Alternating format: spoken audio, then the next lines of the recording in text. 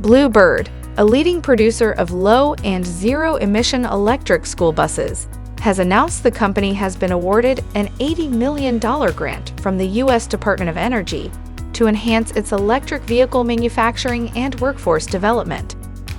The grant will help Blue Bird convert a former diesel motorhome manufacturing site in Georgia into a 600,000 square foot electric vehicle production facility.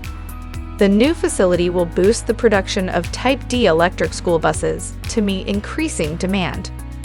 The grant is part of a $2 billion U.S. initiative to convert automotive facilities for electric vehicle production, retain and expand manufacturing jobs, and strengthen domestic supply chains.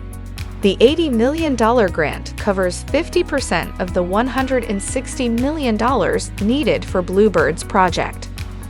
Phil Horlock, CEO of Blue Bird, stated, "We are delighted that the Department of Energy supports our plant conversion project above the many applications that were submitted.